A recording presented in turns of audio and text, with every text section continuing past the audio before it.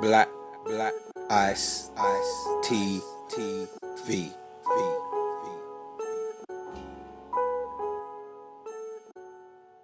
What came first? Peace. Can you hear me? Yeah. I just want to say peace to my brothers across the waters. Peace to this wonderful community that has been put together by BLACKICE7. I am sitting here, BLACKICETV7. I'm sitting here in Harlem with my brother from the UK, preparing for the Sonetta TV Awards, and I'm just pleased to be able to talk to the family on the other side of the waters, recognizing that we are one family, that we may be separated by an ocean, but we are not separated in mentality. And so it's really powerful for us to commune with each other. We need to take advantage of the internet, take advantage of streaming media so that we can have a regular dialogue, so we're able to decide what we must do as a family, a united African family, a united diasporan African family, so that we can move forward in power. We can no longer allow those places that the European dropped us to separate us. We can no longer allow ourselves to be called strictly by the names of the countries that the Tamu created. And if we continue to do that, we'll realize that we're still enslaved. Once we begin to unify ourselves, regardless of these boundaries, we'll recognize that Africans worldwide will once again move forward in power. So I'm pleased to be able to speak with you. I'm honored to be able to speak with you. This is your brother JABARI Osaze, and I am really excited to have many conversations with you over the course of the next few days. You know, we had Brother Qatar and Kaaba. I heard that you had them. Well, I heard you. I didn't know you had them, but I heard that they were together. Yeah, they've been coming on Black Eye TV. Beautiful. Doing a 7-series show. Wow. Now you're doing that.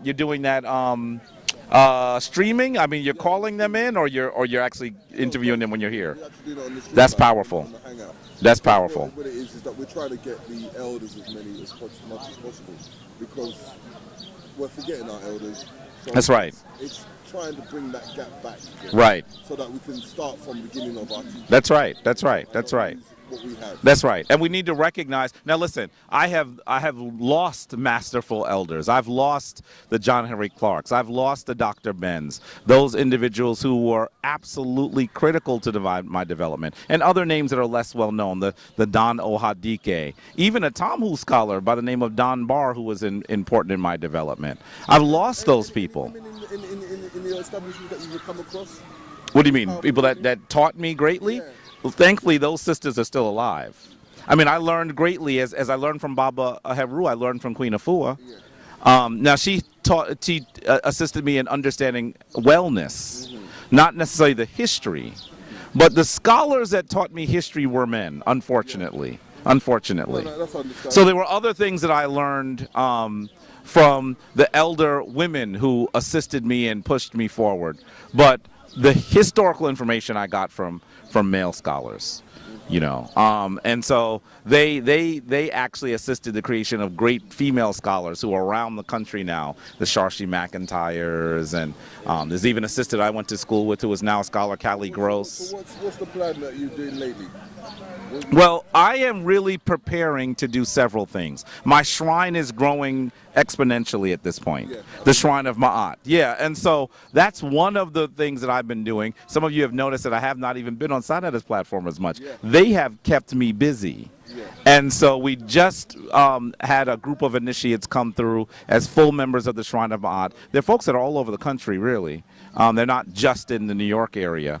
And so that's one thing that's kept me very busy. And we're also expanding to take several other major trips. I'll be in Kemet twice this year, both in August and also in November with Yasir Rahotep, the Kemetic yoga master. I'll also be going to Ethiopia this year to take another tour of people to Ethiopia. Next year we'll be going to Ghana. Hopefully next year we're planning a trip to Cambodia to see Angkor Wat. That masterful, that immense temple that is carved in the images of ancient Africans who ruled Southeast Asia. So this is basically what we're doing. We're ramping up to do much more than we've done. And so we're very, very, very busy. So if someone wanted to join the shrine and do what they want to do? Let's say even people from, like I said to you, from Europe or Africa, how would they get? All they need to go, and you should be clear, we have an initiate that is primarily in Brazil. Okay. So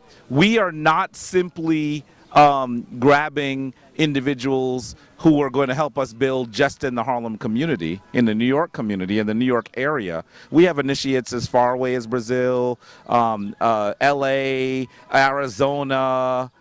We have folks that are all over the continental United States, and also, as you hear, Brazil. So we are actually able to have people study with us online. We have a private website where they study and become full members of the Shrine of Ma'at. So what you would need to do is just go to shrineofma'at.org, SHRINEOFMAAT as in Tom.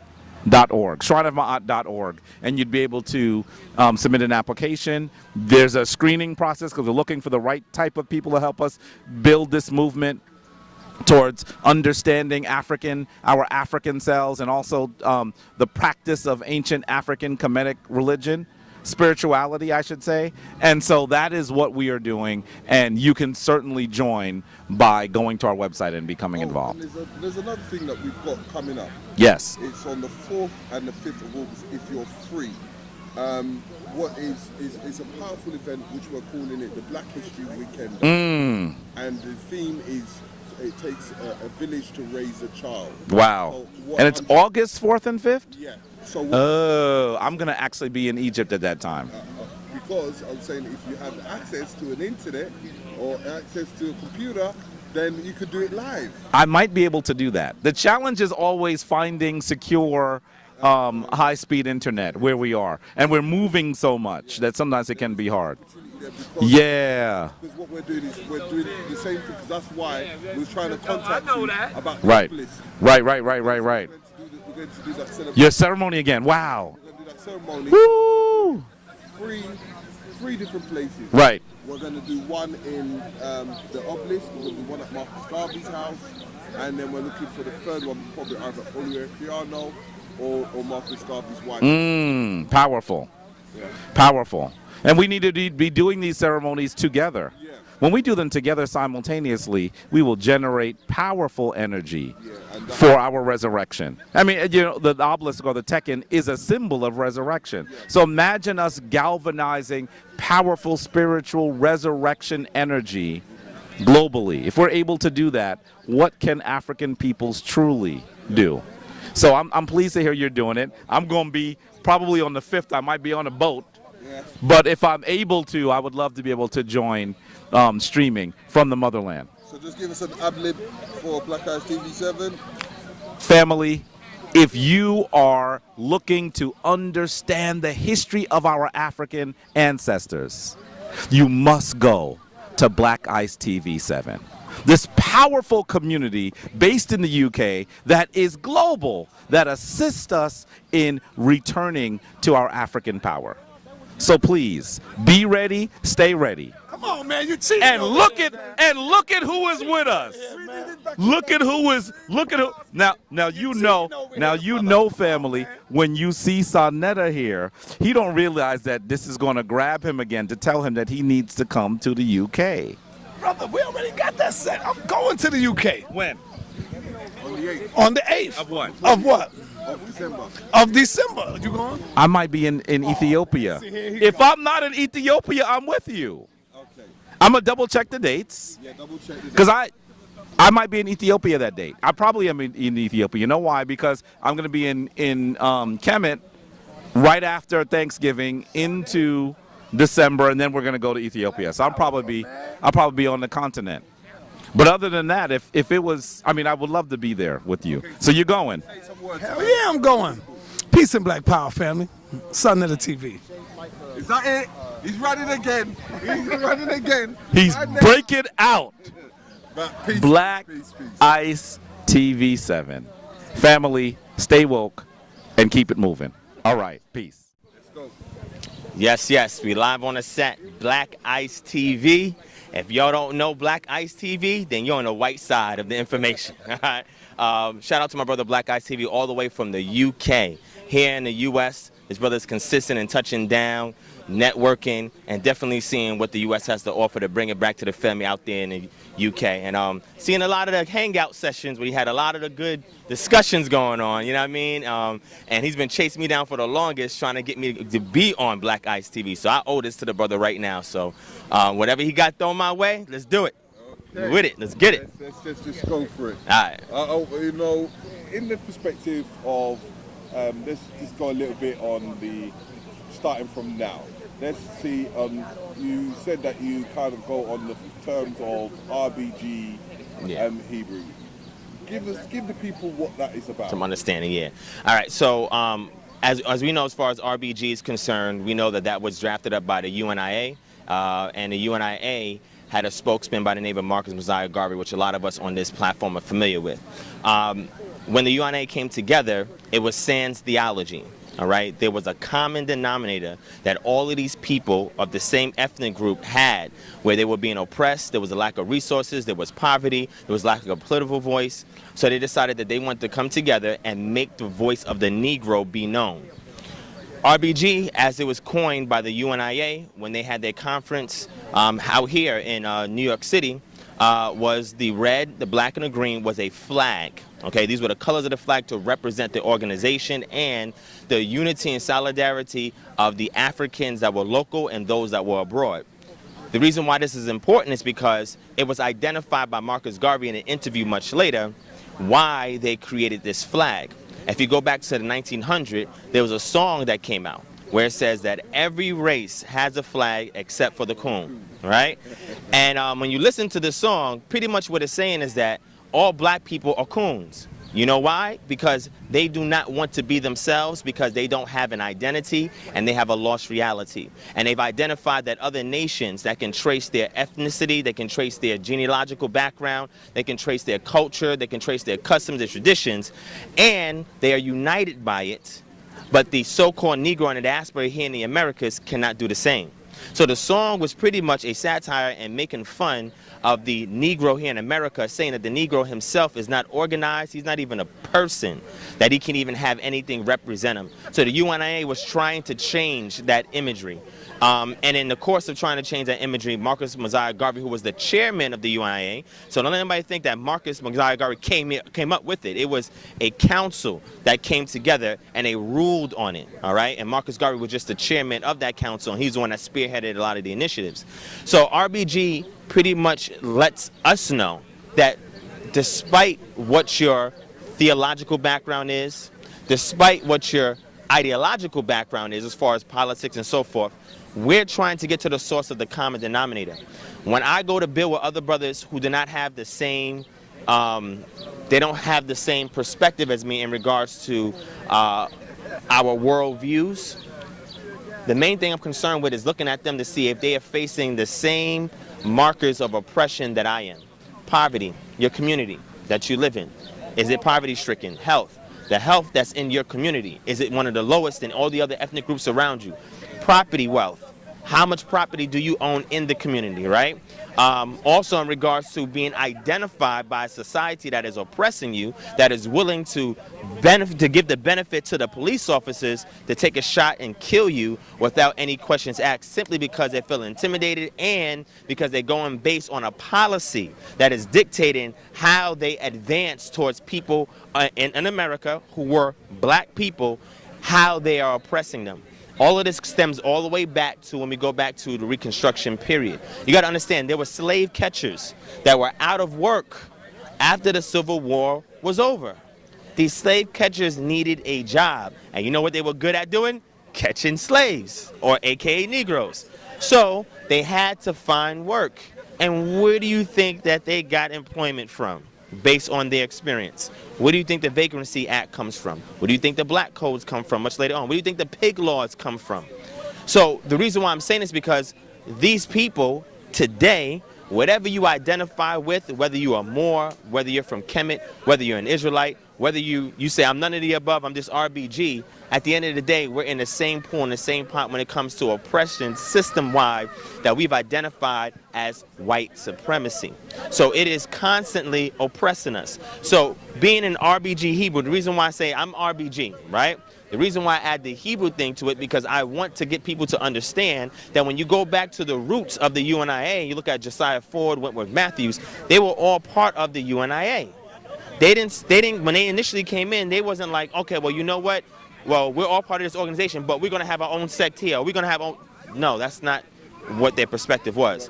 Over time, what started to happen was you had white Jews that started to fund and started to influence Josiah Ford so that way he can push Judaism in the UNIA, and that caused a problem because he was not identifying the usurpation that was going on at that time, and he fell victim to that. But he decided, hey, look, you know what? Since this organization does not also represent my religion, even though it speaks of God neutrally, meaning that it's not bound to one particular theological worldview, he said, you know what, because Judaism is not being pushed and I'm being funded to push Judaism, I'm going to have to back off. And him and Marcus Garvey and a couple others, they got into a little disagreement and then they parted their ways. But initially he understood the concept, and that is the problem with us today. The early black Jews that were here identified with the country of Ethiopia. Ethiopia was never conquered by any kind of European colonialistic force. They were never conquered, okay? Even when they converted over to what is called Christianity, it was by choice, not by the sword. So now we have a state power that is in the continent of Africa that also have individuals that live in it, a better Israel, that identify ethnically as Israelites. They come over here to the U.S. because of oppression, because they wanted more freedom of speech. They wanted to be able to give a better opportunity for their children. They came over and they settled here, and the first thing that they did was intertwine with the black community over here. So it didn't just start in regards to somebody waking up with this information, this understanding. Some people go back to Crowley and so forth. It had to do with who do you connect to in regards to getting access to that state power in order to uplift your community or your people. So the RBG brand denotes that it does not matter what theological perspective that you hold on anything. The bottom line is, what is the common denominator as regards to the lack of resources that we have in our community that we need, that if we come together, that we can pull this thing together and we can make something out of our community. Okay, so I just want to do a quick one. I want you to kind of define who Divine Prospect is and give them a little information on your school of thought, okay, and how to find you. Gotcha. All right, so the identity of Divine Prospect, I created that when I wanted to interface with the conscious community in order to convey to them as objectively as I knew how to, or knew how to at the time, my worldview, but in a manner in which they can unify behind it, because my intention was not to come into the community and cause division, come into the community and be a sectarian. That was not my initial perspective. So Divine Prospect is having some kind of divine insight into the condition of our community and what could be done universally across the board to revitalize us back to the state that we need to be in order for us to be autonomous again. So Divine Prospect is a moniker that I go by because the objective is coming into the community, seeing all of the different issues that are there and saying, hey, look, I understand the numerator, but denominator-wise, how can we come together? So that leads me into my school of thought. I identify as an Israelite. According to my ideology, I identify the Israelites as being part of an African tradition, right, that we see on the continent of Africa. And it is distinct when we look at the pre-exilic form of the Israelite culture. And that is something that has gone by the wayside or has been overlooked, not only in my community, but all the other communities that actually have attacked the Bible because they have not examined it from the pre-exilic Israelite perspective. So that is the main thing in which I push. And the reason why that is important is because that gives us another unifying factor in order for us to come to the table and actually work with other brothers and sisters so that way we can gather the resources necessary to uplift our community. So the three major staples that represent KHM, which is Kingdom Harbinger Ministries, where I'm the spokesperson for, I'm the leader for, The first thing is restoring culture. We have to restore our people back to a culture and an identity that is distinct from those who are oppressing us. If your culture and your identity, your custom, your traditions looked exactly like the people or the ethnic group or the elite group, right, the hegemony that is oppressing you, then you will never be liberated. So restoring culture from the pre-Israelite paradigm helps to do that for our community, because it infuses us back to certain customs and traditions that we had before we got brought over here and before it was robbed from us. And it helps to restore that in a situation where those who have the same shared experiences in regards to oppression with us, we can now unify and bind together with. The second thing is establishing communities. So once you have a common culture, customs, and traditions, now you can establish a common unity with those who you live with. So our objective is to establish communities in which we can cross-exchange resources, IP, and other means of liberation, so that way we can have a situation where we become autonomous, which is the third staple, self-governing, where we don't have to go outside of these communities that we establish in order to seek relief for the societal ills that are plaguing us each and every day. So y'all can find me on Facebook. You can look me up as Divine Prospect. You can go to YouTube and type in Kingdom Harbinger Ministries, H-A-R-B-I-N-G-E-R, Kingdom Harbinger Ministries. I'm also on Instagram, and that's at Kingdom Moments on Instagram. And you can also look me up on Twitter. That's Divine Prospect, all right? The website that we have right now, we're working on it, on upgrading it, so it should be out very soon. When that comes out, you can go on any one of those social media platforms that I mentioned, and we'll actually have the link there for you to click on and subscribe. But like I said, at the end of the day, you have the Trilateral Commission, okay? You have the United Nations, okay? You have NAFTA. You have all these other organizations that have a different,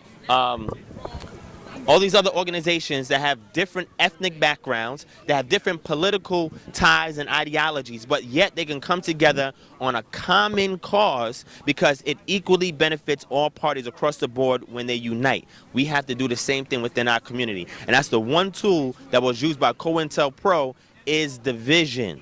So you have to be able to identify division as ways to smoke people out who have a disunifying character to them. And the more that we can do this and get people to see, listen, before we start a conversation, what do we agree on? What do we both need? What resources are we lacking? What can I do to help you, and what can you do to help me? You build that rapport first. And once you build that bridge, then I can get over to your side and see what the grass looks like. You can come over to my side and see what the grass looks like. Okay, just give us a little ad lib on BLACKICETV7. BLACKICETV7. You want to see anything like this ever in the world today? Black Ice has been doing this for years. He's entrenched in the community. The brother is objective as it comes, and the brother knows how to put on a good show. Peace. Peace and Black Power. My name is Brother Reggie. It is my pleasure to be speaking to Black Ice TV live in the UK.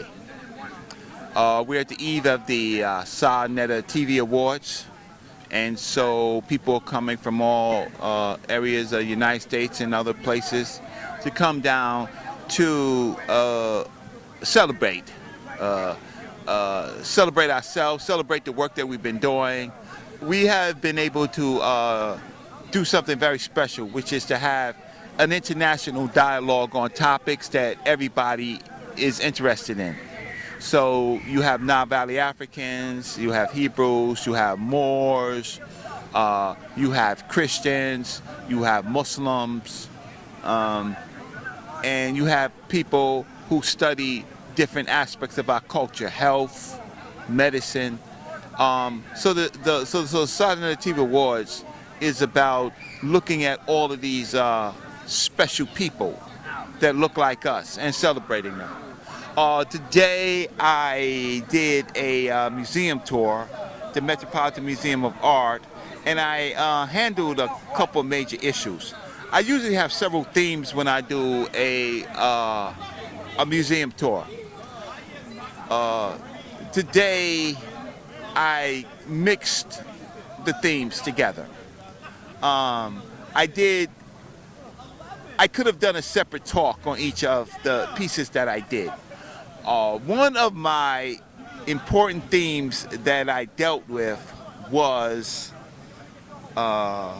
unpacking how the Christian myth was created.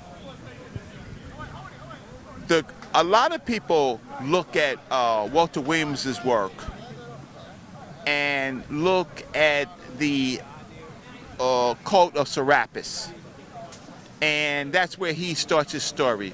But what was missed in the construction of the Christian myth was the role of the Aset cult, the Isis cult. During my previous debate with Brother Jabari, in that debate, I was very critical on how the priesthood of Nile Valley culture became obsessive with wealth, obsessive with power. And the Amun-Ra cult, particularly with Herhor, challenged Ramesses XI and became a co-regent. From that point on, ancient Egypt was split, and it was because of religious obsession with power. So Herhor became the viceroy of Kush and moved Amun-Ra into the south, and the north stayed Theban for a while. The priest kings managed or mismanaged Egypt, and that's what you call the 21st dynasty. 21st dynasty, the 22nd, 23rd, the intermediate period. In that particular period, Kemet lost control, and the Libyans came in to rule ancient Kemet. And what did the priesthood do? They gave the authority in sacred sciences to the Libyans to rule. After the Libyans, the Sates ruled. After the Sates, the Amun-Ra priests with Pianki, Taharka, Shabaktu came up and took Kemet and made it African rule again for a short period of time. Then they were challenged themselves by the Assyrians, pushed back, and then the Persians came. When the Persians came with the Cambyses and the Darius, the Kemetic priests did the same thing.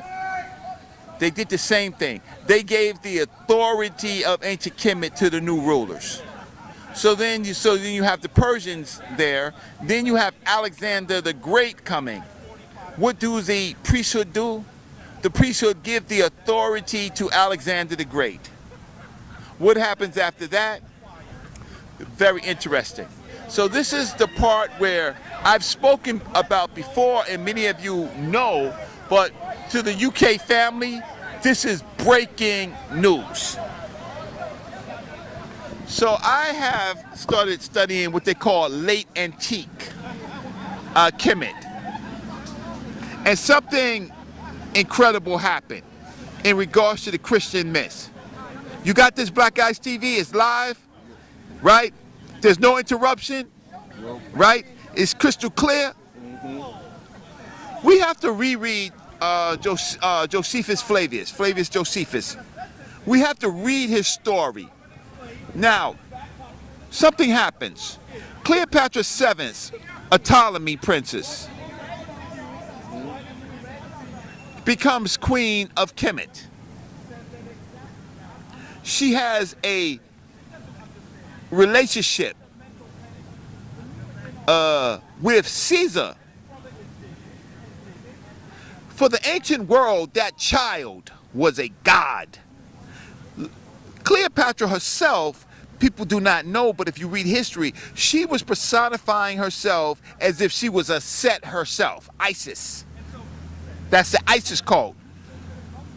She now, watch this, has a child by who people in that period believe is a god, Julius Caesar. The child that they have is Caesarion. But now art imitates life, or myth now imitates reality. Caesar Julius Caesar, now in the image of a Tsar with a set, gets murdered by his brother Brutus. Hacked, just like a Tsar, in this case stabbed in true history, right? So you have the Osirian drama. The people of this age thought that this was incredible closeness to the myth of a Saw and a Set. And then that child is a Heru. Now, Caesarean in Kemet law, even though it's still Ptolemy, but they had taken the Kemet law, Caesarean is a Heru. Something happens, and you have to read Josephus Flavius for this. Mark Antony now comes on the scene, and Mark Antony decides to give, I got 3 minutes, decides to give Jerusalem to Cleopatra. Herod the Great now sees her as a threat, and Caesarean. They're hunted, just like Jesus has to go to Egypt, escaping Herod. In real life, it was Cleopatra and Caesarean. Something more important is interesting. In my 2 minutes, read who Herod the Great's uncle was. His name was Joseph. Read who Herod the Great's wife was, Miriam Nee, a Joseph and a Mary, in a real life story. Josephus Flavius is taking a real life story and manufacturing a story of Joseph and Mary and the birth of Jesus and the escape of Jesus, when it was actually Herod the Great, Cleopatra the Seventh, and Caesarean. These are the things that are shocking. So Josephus Flavius uses this to construct the Christian myth. There's more to this. So that is some of the work that I was doing today. Okay. So just a quick note on the Sign Letter, what you're looking forward in the Sign Letter Awards, and just about how can they get contact with you and your tours. Well, here's the thing with the tours. The tours is we do a critical look at the architecture, archaeology, science, the technology of ancient Kemet. I think it's just too rigorous. I think that people are too lazy. So I'm not so much excited about continuing doing tours, because the people are intellectually lazy. They don't come out. They come out for these bills and parks, but they don't come out to the museum.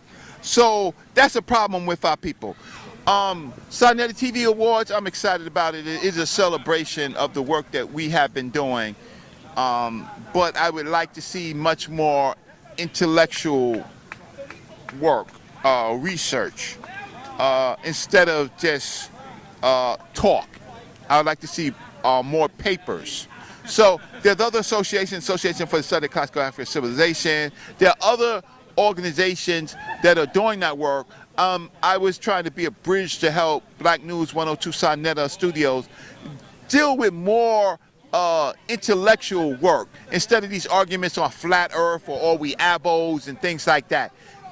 What's white science and things like that, and evolution, and get into much more real research and problem solving.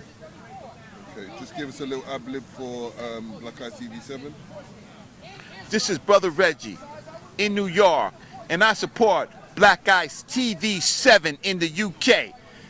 You can't get no bigger than BLACKICETV7 in the UK. This is Brother Reggie, and I support that work because they give them that work.